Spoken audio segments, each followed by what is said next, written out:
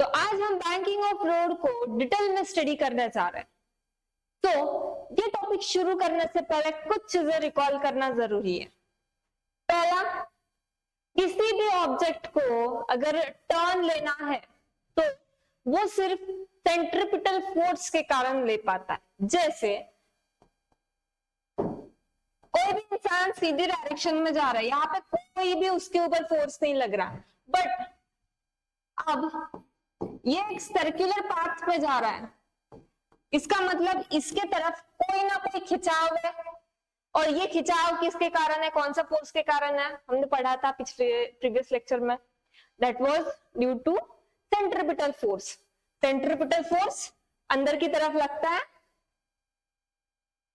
इसलिए ये टर्न ले पाता है। ओके, ये एक चीज हमने प्रीवियस लेक्चर में पढ़ी।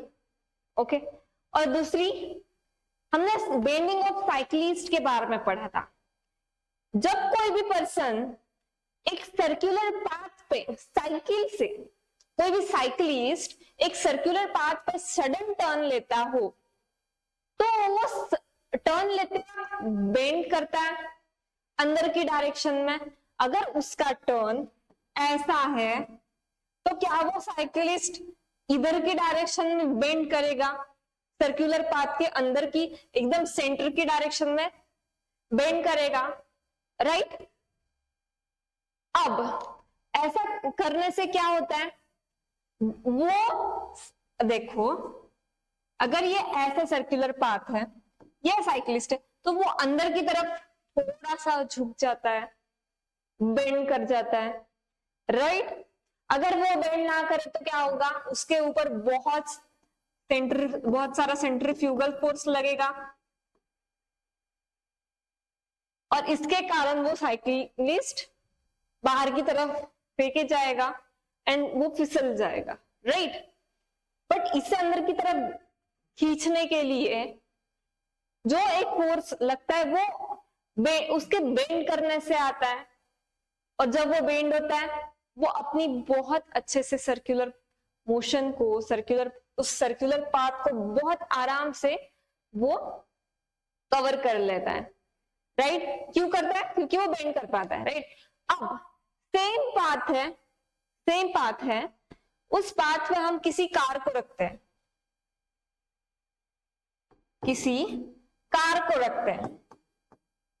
अब कार तो खुद बेंड नहीं कर पाएंगी, यहाँ पे साइकिलिस्ट था, उसने खुद अपने आप को बेंड कर लिया। कार कैसे बेंड कर पाएंगी?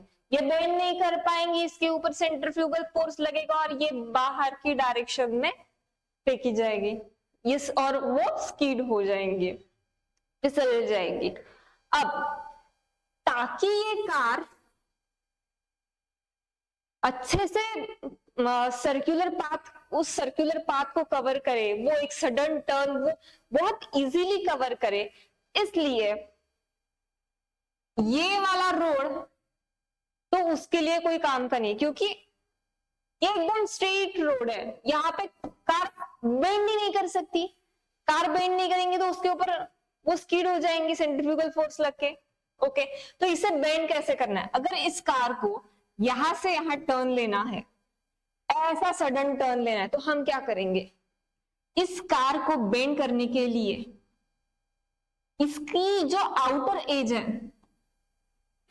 एज यानी कि ये, इसे थोड़ा सा ऊपर कर लेंगे, ऊपर खींच लेंगे, जैसे ये। अब ये कार बेंड करेगी, हो रही है सेंटर की तरफ, वो थोड़ी बेंड तो है, राइट? ये आर्टिफिशियली बेंड हमारे इंजीनियर्स करते हैं, राइट? आपने भी देखा होगा कि जब किसी घाटों पे आप जाते हैं और वहां पे एकदम सर्कुलर टर्न्स होते हैं, ऑब्जर्व करना कभी, वहां पे आपको ना थोड़ा सा एक साइड का रोड नीचे दिखेगा और एक साइड का ऊपर, देखना कभी, ऑब्जर्व करना, ये होता है। तो यहाँ पे क्या, वहां पे क्या होता है, ताकि वो कार सिर्फ बाहर फेंकी नहीं जाए, स्कीड ना हो जाए, एक्सीडेंट्स ना हो जाए, इसलिए ऊपर का यानी कि जो बाहर का हिस्सा होता है उस कार का, उसे ऊपर उठाते हैं। जैसे यहाँ एक पर्टिकुलर हाइट से ऊपर उठाते हैं, तो ये जो डिस्टेंस था जो शुरू में था वो था x, शुरू में जब कोई हाइट से उसे उठाया नहीं था। ये देखो ये वही डिस्टेंस है x इनिशियल, ओके, जब उसको हाइट को एक पर्टिकुलर हाइट से नहीं उभारा था, ये तब का डिस्टेंस है, राइट। अब इसे जिस हाइट से उठाया गया, let it be h, and ये होती है length l of this raised road, okay, horizontal length है ये, एकदम हॉरिजॉन्टल, ओके, विड्थ भी बोल सकते हैं हम इसकी। तो ये ऐसे करने से सेंट्रीफ्यूगल फोर्स का इंपैक्ट कम हो जाता है और ये कार अंदर की तरफ खींची रहती है। सेंट्रीपिटल फोर्स के होने के कारण सेंट्रीपिटल फोर्स इसके ऊपर अच्छे से लगता है, ओके, एंड ये अंदर की तरफ रह जाती है और बहुत अच्छे से सर्कुलर टर्न ले पाती है, ओके। यहाँ पे फ्रिक्शन का भी रोल होता है। देखिए फ्रिक्शन जब है ना, फ्रिक्शन तो प्रोवाइड करता है सेंट्रीपिटल फोर्स, बट इस केस में कार बेंड नहीं कर पाती, तो वो सफिशिएंट फ्रिक्शनल फोर्स जितना रिक्वायर्ड सेंट्रीपिटल है, अगर यहाँ पे कुछ रिक्वायरमेंट है सेंट्रीपिटल फोर्स की ताकि वो सर्कुलर टर्न ले पाए, सर्कुलर टर्न लेने की कुछ रिक्वायरमेंट है, वो रिक्वायरमेंट फ्रिक्शन फोर्स पूरी तरह कंप्लीट नहीं कर पाता है, तो इसको आधार की जरूरत होती है। इसलिए हम साइकिल को या फिर इस कार को बेंड करते हैं और फ्रिक्शन फोर्स के साथ साथ रिएक्शन फोर्स का भी कंपोनेंट हेल्प करता है जब फ्रिक्शन हो तब इस रोड पे। अब देखिए अभी हमने जो पढ़ने जा रहे हैं वो टॉपिक स्मूथ रोड के लिए, एकदम ही स्मूथ रोड जहां पे फ्रिक्शन बिल्कुल भी नहीं है, फ्रिक्शन है ही नहीं, म्यू इज इक्वल टू 0, मतलब coefficient of friction, coefficient of static friction is 0 here, okay. तो हम फ्रिक्शन का कॉन्सेप्ट अगले लेक्चर में पढ़ेंगे। इस पूरे लेक्चर में एक आइडियल केस देख रहे हैं कि रोड पे कोई भी फ्रिक्शन नहीं है, एकदम 0 फ्रिक्शन है, तो क्या होगा तब ऐसे केस में वो कार टर्न कैसे लेगी, ओके, वो पढ़ेंगे कैसे वो टर्न ले सकती है। देखिए ये एक कोई सी रोड है जिसे हमने उसकी हॉरिजॉन्टल विड्थ L है, मतलब ये वाली, देखिए ये एक रोड है जिसकी L is the width of this horizontal length, road की जो विड्थ है दैट इज L, इसे जिस हाइट से उभारा है दैट इज H, एंड जो इनिशियली जो उसकी लेंथ थी horizontally that was our x, okay. हाँ तो अब देखिए क्योंकि ये बेंड कर रही है तो नॉर्मल रिएक्शन कैसा लगेगा, ऐसा तिरछा लगेगा, राइट, r इस डायरेक्शन में, it makes an angle theta, बहुत कम एंगल से हम इस रोड को जब हम ऊपर उठाते हैं, इस रोड को जब हम यहां से यहां उठाते हैं तो एक एंगल बनता है थीटा, एक पर्टिकुलर। तो हम ये भी कह सकते हैं कि अगर हम किसी हाइट से ऊपर उठाते हैं तो इसका मतलब ये भी है कि हम किसी एंगल से भी ऊपर उठा रहे हैं। देखो यहां से यहां, यहां से यहां, यहां से यहां एक एंगल बन रहा है, राइट, एक एंगल से भी हम ऊपर को रोड को रेस करते हैं। सो वही चीज है। तो ये कार है, इसका नॉर्मल रिएक्शन तिरछा लगेगा बिकॉज ये कार भी हमारी तिरछी है क्योंकि हमने इसे बेंड किया है artificially, okay. This is R, it makes an angle theta, geometry है ये, okay, theta with vertical R cos theta, और यहाँ पे थीटा को लग के R cos theta and R sine theta here, क्योंकि थीटा नहीं है यहाँ पे इसलिए साइन थीटा, थीटा हो तो cos theta, and R cos theta, R sine theta. Okay, आपको ये पता है बहुत अच्छे से। ओके हाँ, तो वेट mg लगेगा नीचे और बाहर की तरफ है mv स्क्वायर अपॉन आर, ये हमारा सेंट्रीफ्यूगल फोर्स, सेंट्रीफ्यूगल फोर्स जो हमेशा लगेगा, इसकी वैल्यू हमेशा ज्यादा रहेंगी। ओके, बहुत बार जब ज्यादा रहती है सेंट्रीपिटल फोर्स से ये इसकी वैल्यू, तब क्या होगा, ये जो है तार बाहर की तरफ फेंकी जाएंगी, स्कीड हो जाएंगी। ओके, तो अब अंदर की तरफ कौन सा लग रहा, आर साइन थीटा, ये कार ऐसी टर्न ले रही, अंदर की तरफ जो फोर्स लग रहा वो आर साइन थीटा है, अंदर की तरफ लग रहा मतलब क्या, मतलब क्या अंदर की तरफ और कौन सा फोर्स लगता है, सेंट्रीपिटल फोर्स भी लगता है। तो इसका मतलब क्या है, सेंट्रीपिटल फोर्स अगर अंदर की डायरेक्शन में लगता है और यहाँ पे आर साइन थीटा अंदर लग रहा है, इसका मतलब R sine theta provides the necessary centripetal force. Okay, क्या है, आर साइन थीटा प्रोवाइड्स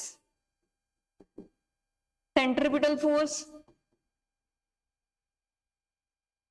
इस केस में भी ओके, आर साइन थीटा, देखो ये सर्कुलर पाथ है, ये सर्कुलर पाथ है, अंदर की तरफ रहने के लिए हमें चाहिए सेंट्रीपिटल फोर्स। ये यहां पे हमारा आर साइन थीटा लग रहा, सेंट्रीपिटल फोर्स भी अंदर की डायरेक्शन में ही लगता है, तो अंदर की डायरेक्शन आर साइन थीटा, इसका मतलब क्या, r sine theta provides that necessary centripetal force. Okay okay, so यही चीजें है इसमें। क्या बोला, for getting a turn a cyclist bends towards the centre of a circular path but it is not possible in case of four wheelers. Okay, therefore हम क्या करते हैं, outer bed of the road is raised, ऊपर raise करना है मतलब ऊपर करते हैं, so that a vehicle moving on it gets automatically incline, incline हो गया ये, right, towards the centre, centre की तरफ। अगर ये सेंटर हम मान लो तो वो सेंटर की तरफ इंक्लाइन हो जाता है, राइट। अब हमने देखा R sine theta provides necessary centripetal force, इसका मतलब R sine theta is equal to M V square upon R, centripetal force का फॉर्मूला है, which is equal to centripetal force. Centripetal force मतलब ये M V square upon R हमने formula पढ़ा है। Okay, इसे हम ऐसे भी रिलेट कर सकते हैं, हम अगर हॉरिजॉन्टल कंपोनेंट्स को इक्वेट कर दे तो R sine theta is equal to this M V square upon R, अगर हम हॉरिजॉन्टल कंपोनेंट्स को इक्वेट कर दे, बट जिसके साथ इस बार हम इक्वेट कर रहे हैं वो सेंट्रीफ्यूगल फोर्स है इस कॉन्सेप्ट में। दिस इज सेकंड कॉन्सेप्ट जिसमें हम आर साइन थीटा को सेंट्रीफ्यूगल फोर्स से इक्वेट कर रहे हैं, और ये पहला कॉन्सेप्ट क्या था, R sine theta provides necessary centripetal force, centripetal force अंदर की डायरेक्शन में रहती है और that is our M V square upon are.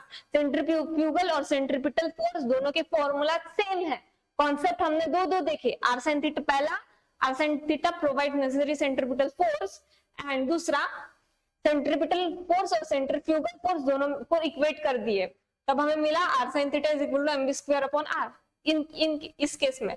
Okay, this is what, और दोनों में से कोई भी एक कॉन्सेप्ट आप यूज कर सकते हो, दोनों भी राइट है। तो हमने तो यूज किया R sine theta provides necessary centripetal force वाला कॉन्सेप्ट, तो R sine theta is equal to M V square upon R, and from the figure R cos theta is equal to MG, R cos theta ऊपर की direction में लगा, MG नीचे, तो vertical components को equate किया तो हमें R cos theta is equal to MG मिला। ओके, तो हमने क्योंकि M V square upon R is centripetal force and which is provide by R sine theta, ये वाला कॉन्सेप्ट यूज किया। ओके, तो R sine theta is equal to M V square upon R, equation 1 and equation 2 को divide कर दिए, हमें मिलता है V square upon R G. Velocity is equal to हमें पता है आर ओमेगा, पुट कर दो यहाँ पे, you will get omega square R upon G which is equal to v omega by g. Okay, आगे बढ़, सो ये कैसा आया फॉर्मूला वापस देखते हैं। tan theta is equal to V square upon R G, velocity is equal to R omega, R omega की value रख दी यहाँ पे, v is equal to R omega की वैल्यू रख दी हमने यहाँ पे R omega square upon R G, तो आर आर कैंसल हुआ, omega square R upon G, R is equal to V by omega upon G is equal to V omega upon G. ये formula याद रखिए। हमने देखा था where L is the weight of the road, जैसे ये this L was the weight of the load, इस height से हमने उठाए थे एंगल थीटा एंड एक्स। तो जब हम ज्योमेट्री से इसे सॉल्व करेंगे तो हमें पता है tan theta is equal to क्या होता है, opposite upon adjacent. So tan theta is equal to opposite, opposite क्या है थीटा के, h upon adjacent x, right.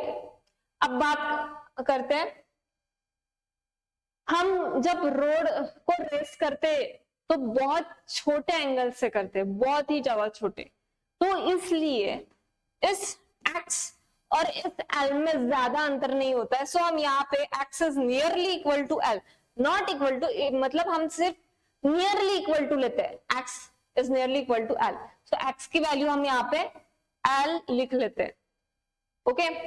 तो tan theta is equal to V square upon R G, ऊपर वाले formulas में वापस अपडेट हुआ, V square upon R G, R omega square upon G, V omega upon G plus H by L, यहां से H by L, okay. So इस वाले formula से तो हमें पता चलता है कि V safe is equal to under root of R G tan theta.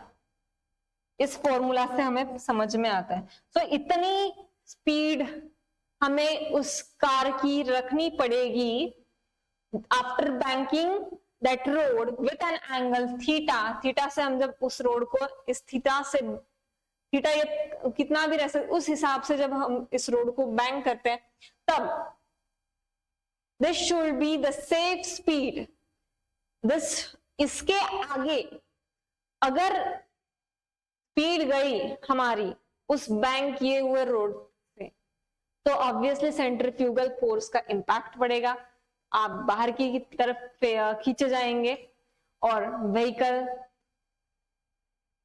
का क्या होगा, एक्सीडेंट हो जाएगा, ओके। वहां पे सेंट्रीफ्यूगल फोर्स लगने के कारण तो this is the safe speed, इससे आगे नहीं जा सकते, okay.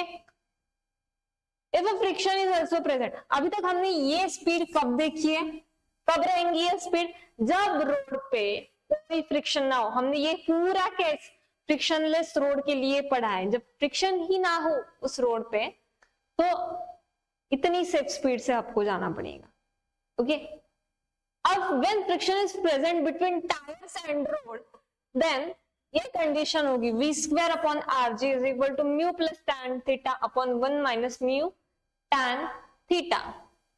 The maximum safe speed on a bank frictional road is, यहां से हमें ये मिल जाएगा v is equal to under root of are G in bracket mu plus tan theta upon 1 minus mu tan theta, where mu is coefficient of friction, static friction, okay.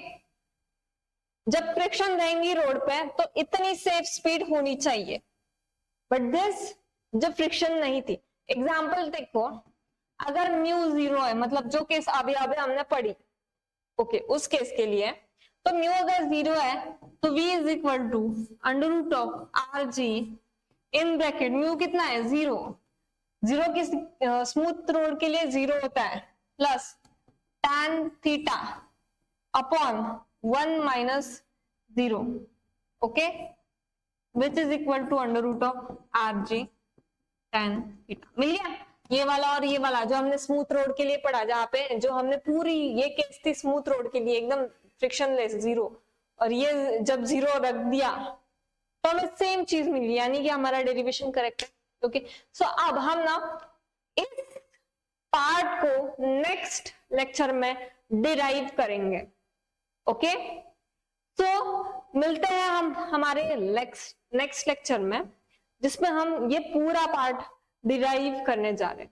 Okay, चलो मिलते हैं next lecture में।